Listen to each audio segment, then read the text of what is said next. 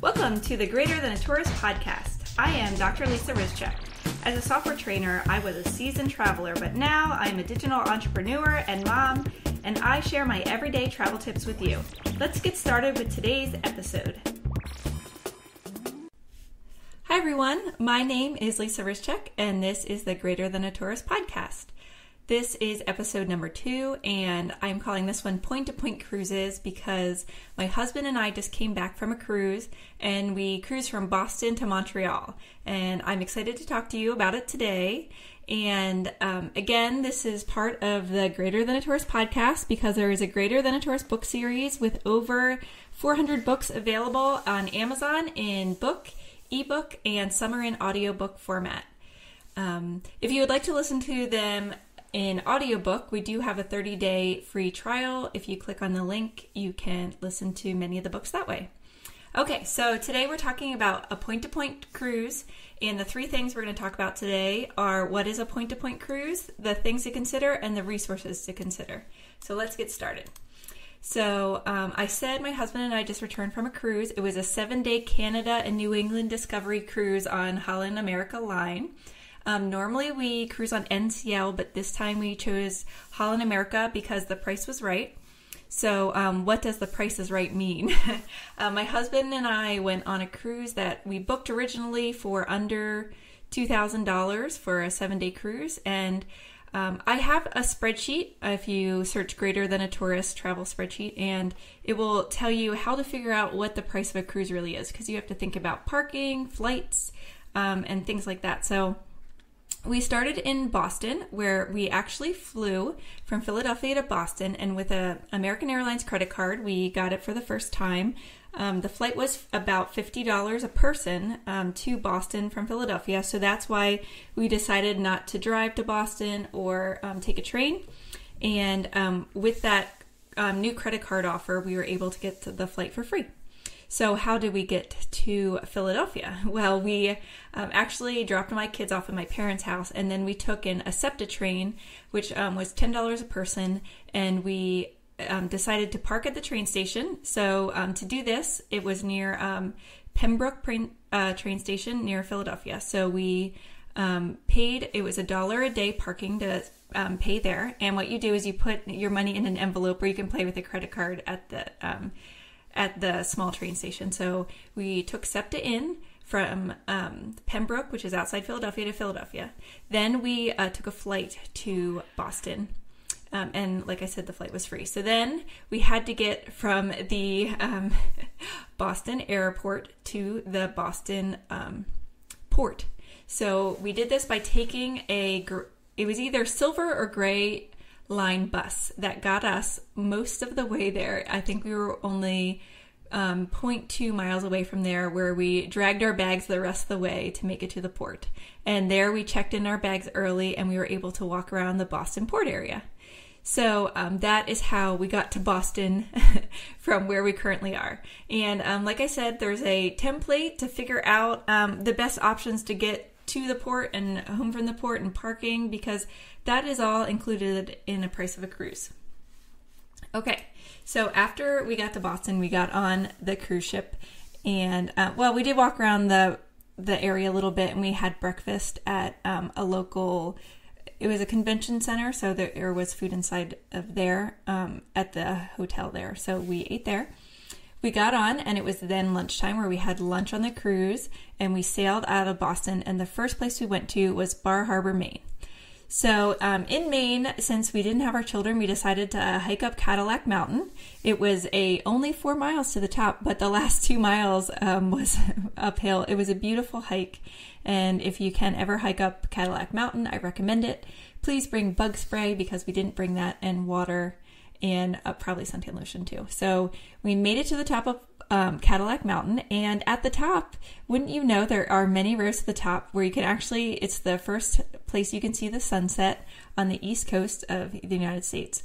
So we enjoyed the views up there, but also there was many tour buses because you don't have to hike up to get to the top. So we enjoyed an Uber ride down to the bottom, and that was our first stop on our cruise. The second place we went to is Halifax, Canada, and they have a beautiful boardwalk there. We enjoyed the boardwalk, and we then we went to the casino. We went to the Maritime Museum where they had boats and engines and things like that, and that was fun. And whenever we go to Halifax, we usually go to the public gardens, and even though in Pennsylvania tulips bloom around Easter time, we got to see the tulips bloom again, which was pretty exciting. So we went to the Halifax Public Gardens there, which is free, and the Citadel, we walked to the top, but we didn't go in because you have to pay to get in. The next place we went to on the next day was Sydney, Canada. And there was just a few churches and old houses that we got to tour, and they have a nice little boardwalk there, and we ate at a Tim Hortons. We both got coffee and a donut there. After that day, we went to Charlestown, which is Prince Edward Island, Canada, and we've never been to Prince Edward Island before. They were just getting ready to put in their potatoes in the ground because they create a large amount of potatoes on this island, and we went on a tour to see a few lighthouses, and that was nice. And I did get bus sick on the tour. And after the 2 lighthouses, we just relaxed a little bit, and we went to a winery. We did get a bottle of wine because we started cruising into the St. Lawrence River, and we had one day at sea. So we enjoyed our wine that day. The second to last day, we went to Quebec City, and Quebec City was really beautiful. It looked like we were in France, and that's kind of why we picked this cruise, because we didn't really have the time without the children to go to Europe, but we wanted to see a European town. So Quebec City was nice. We walked all the way up to the famous hotel at the top and around to the Citadel, saw the flowers all around the town, and then came back to the cruise ship that day. Finally, we cruised up the St. Lawrence River, where we saw many beautiful churches and beautiful farms right along the river, and ended in Montreal. And Montreal was really I would call it a college town city, and there was lots of places to visit, but we did visit the beautiful church there, and we just took a drive around the city and to the top where there's a big park. There's a big mountain with a park, and just got to see the college town and really enjoyed it there. So we ended in Montreal and flew home back to Philly, took the train back to our car, and then drove back to our house. So I wanted to explain to you what a point-to-point cruise was. So it started at one point, which was Boston, and ended in Montreal.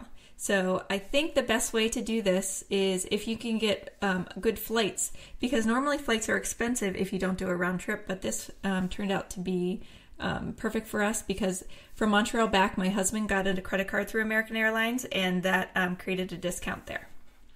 So the next thing I said I'd talk about are just things to consider. So consider the flights, the price of the cruise, where you're going to park, and maybe if you're going to do a little bit before or after, because some people on the cruise decided to stay in Montreal for a few days or Boston for a few days, so you might want to do that too. So I guess the thing to consider are prices before you leave, so you can kind of map out what you want to do and in each port, because you might pay more in each port or not. And basically the goal is to understand how much you're going to pay so you have a good time on your vacation. So resources to consider. We looked online. There was many things we downloaded as PDFs. You could look at books before you leave. You could check out YouTube videos. For example, one thing that you could do that I didn't realize before we left is that you can see puffins in this area of the world during this time. So we decided that the cruise excursion, I think it was $150 a person, was too expensive for us to see puffins this time, but maybe the next time we're in the area, we could see puffins at a reduced rate if we figured it out before we left. But traveling is so much fun because you can find things like this, like to see puffins before you leave. So if you read a 50 Things to Know book or Greater Than a Tourist book, you might find out this information before you go. I didn't find the puffin information there, but I could read up on this information in the future. So I hope you enjoyed this podcast today, and please, you could join us for the next episode by subscribing, and thanks for listening today, and I hope to bring you more podcasts in the future about my trips and future tips on travel. All right, thank you. Bye.